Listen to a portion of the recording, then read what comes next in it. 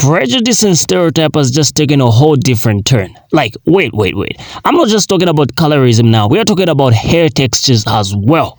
Yeah, hair has just stepped into the scene as these Arab brothers are criticizing black hair, specifically a hair type called 4C hair type. Like, no wonder humans have stopped evolving. Like, you remember the last time we were chimpanzees or apes and we transformed into these humans, but now we are not evolving. Perhaps it's because of the stereotypes. But jokes aside, seriously, like, stereotypes are now turning to hair? Like, oh my God. Last time we saw those Palestinians protesting against Kamala Harris, and now these Arab brothers have entered the scene. Okay, anti-blackness is just getting out of hand and we need to do something about this. We need to do something immediately, like right now. Now, let's take a quick look at these videos that have emerged and the perspectives and what people are saying about it. And leave your thoughts in the comments as we begin. The worst hair type by far, 4C hair. Listen to me, I've said it once and I'll say it again. It says right here, if you have 4C hair, you might as well go bald. 4C hair has way too much shrinkage.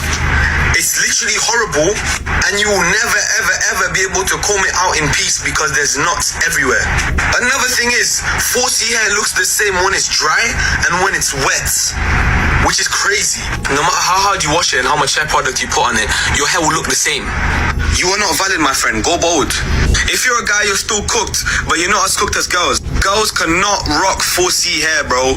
You can't. Because a guy can have his hair short, and a girl, you're gonna have your hair short, you're gonna be bald. That's why I say, you might as well go bald. More.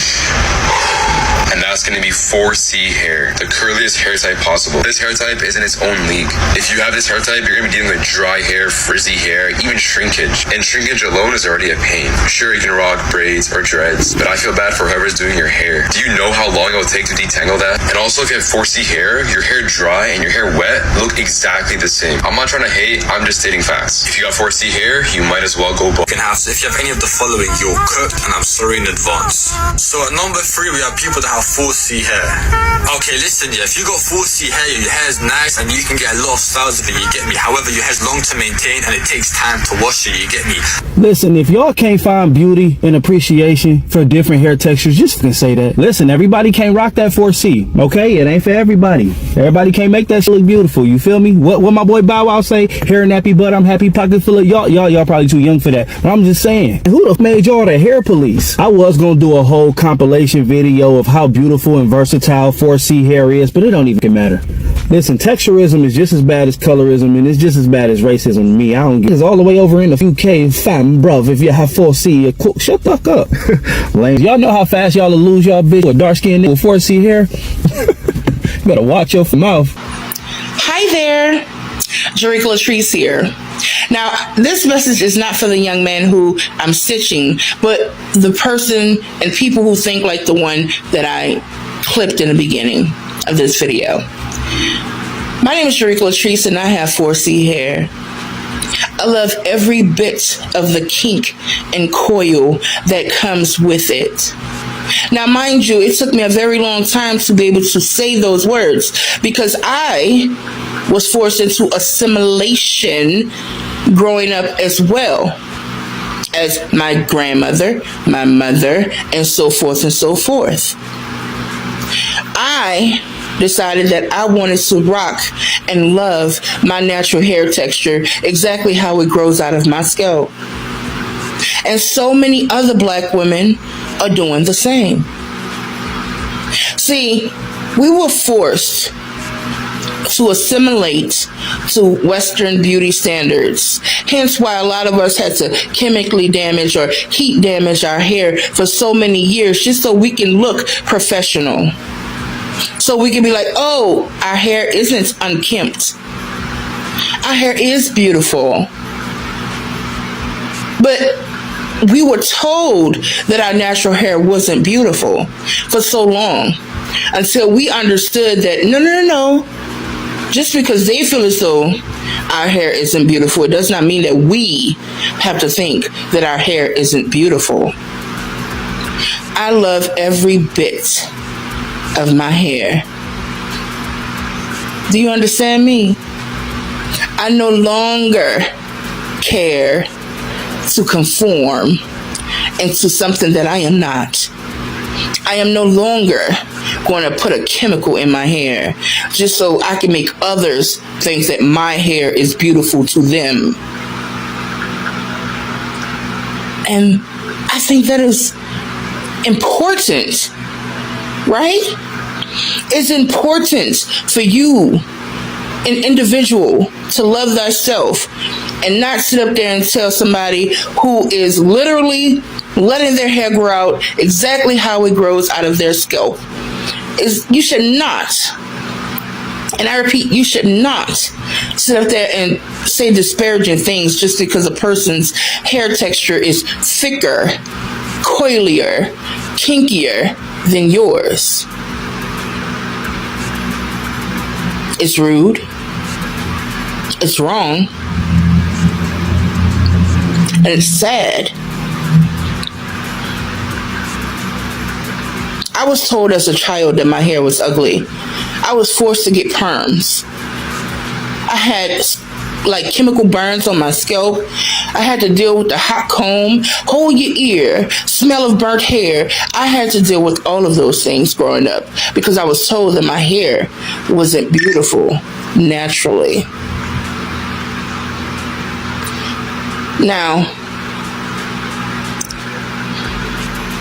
I had to get out of that mindset because I felt that about myself as well, because I was taught that. And I got out of that mindset because I had to understand my hair grows towards the sun, honey.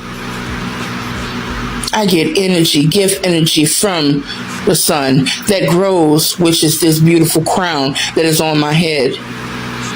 And for anybody that has something negative to say, the fact that my hair is kinkier, coilier, you can kick rocks. I don't like saying disparaging things about people because I think it's unkind. It's not cool. I don't like putting others down in order to make myself feel better. I don't do that. Never have, never will. Now, I'm going to say this and then I'm going to get off. For those of you who have 4C hair, love your kinks, love your coils, love everything that grows out of your scalp naturally because it is yours. You were blessed with it, that thickness and texture. Love every bit of who you are. And whenever someone sit up there and say some ignorant shit like he did in that video, no. I want you to know. I want you to understand. Your natural hair is beautiful. Your natural hair is beautiful. Your natural hair is beautiful. Okay? This is how stupid we look as human beings. Because ask me where these hair type terms came from, because they not taught in hair school. I've been licensed since 2000. They ain't taught in hair school. It was something that was made up. Do you hear me? It was made up by Oprah's hairstylist. I believe that was in the 90s. I think his name was Andre something. Okay, he made it up. And you want to know why? He made it up to make money off of a product line he was selling. The reason it don't make sense to a lot of us old school stylists, using my hair for example, my hair is one texture in the back at the nape. At the very top, it's a totally different texture, and it's actually less porous at the top. And then on the right side, it's more dense than the left side. Or especially, in my humble opinion, black women, our hair is all different textures in the entire totality of what we call a scalp.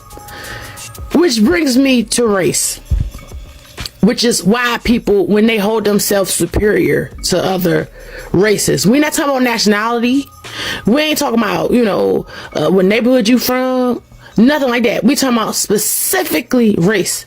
It was made up around 1681, just like they made up these terms for 4C hair. Okay? It's made up for monetary purposes, as was race. It was a classification.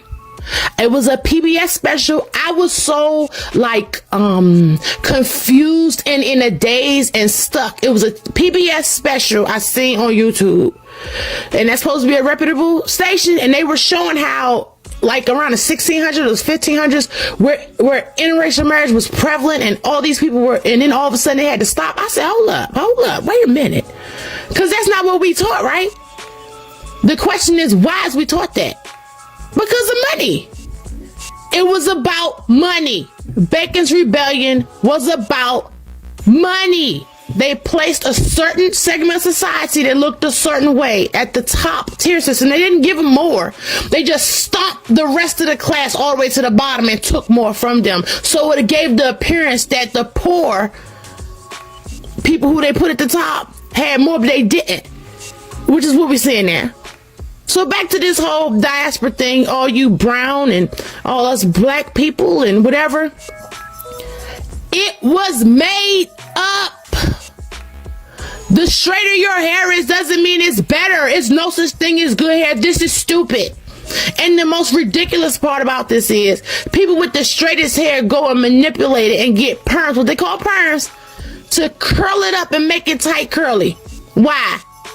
Even my black sisters who I've done, who hair is wavy, their hair doesn't last as long as kinky curly hair. That tightly curled hair, it doesn't last as long. The press and curl don't last as long. A lot of our natural styles don't last as long. And I remember a wavy client hair I did, and she said, man, I actually wish that my hair was kinky like that. You see what I'm saying?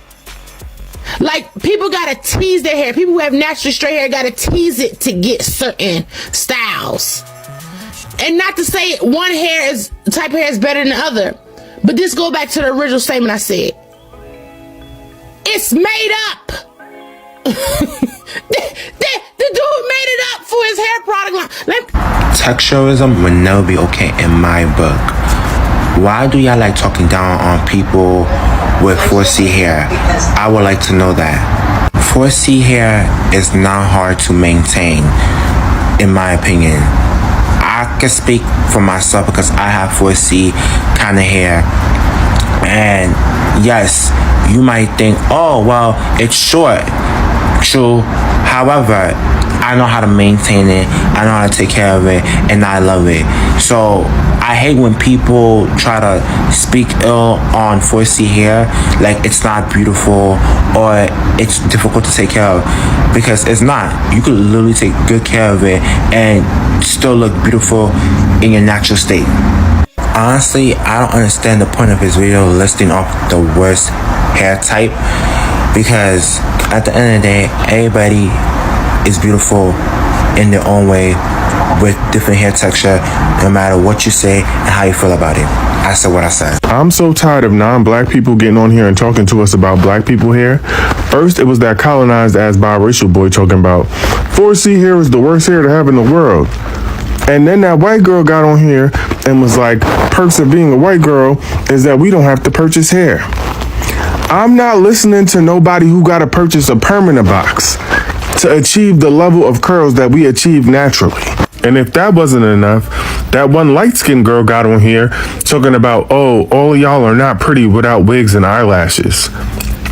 What? Calling black women monkeys.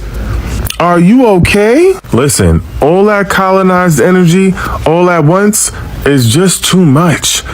Okay? Why don't y'all get together? Okay? Start a hate group and leave it on the floor. Leave it on the floor. And none of y'all invited to the cookout.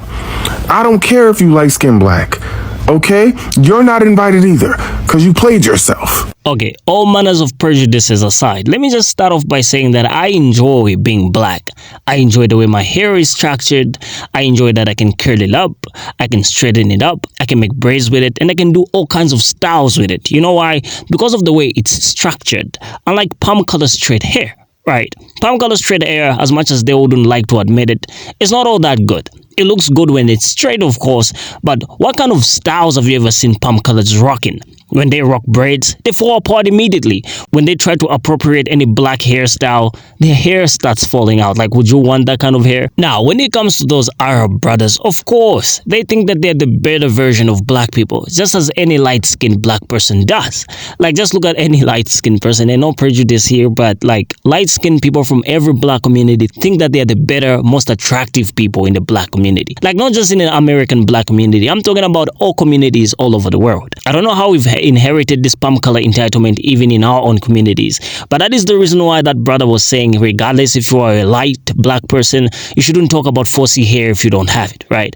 Because most light-skinned black people don't have that kind of hair. They inherit the other kind of hair from their palm color parents, right? But you gotta know that it's not all black people that have 4C hair. 4C hair is most commonly found among people of African descent, including those from Africa, Afro-Caribbean, and African-American communities. Now, this hair type is characterized by its tight, dense curls and coil, which are a distinctive feature of Afro-textured hair. Who wouldn't want to have that kind of hair? Like, prejudices aside and jokes aside, I've seen most of my brothers and sisters that have this kind of hair and I've admired it because when you like braid it, it sticks, right? But when you have lighter or a little bit less curly hair, compared to 4C hair, when you braid it, it usually falls easily apart. So I don't get where this prejudice is coming from. Like, if you're a black person and you know what I'm talking about, then you are familiar with this perspective. Now, while 4C hair is predominantly associated with black groups, it's important to note that hair texture can vary widely within any racial group, right? Even any ethnic group. Some individuals from other backgrounds of the black community or people of African descent may also have 4C hair, though it is very less common to have 4C hair. So it's just a percentage or a fraction of people all over the world who are black that have 4C hair. So even if they're prejudicing against this kind of hair, it's not bad. Every hairstyle is unique in its own way, and it is characterized by its own features.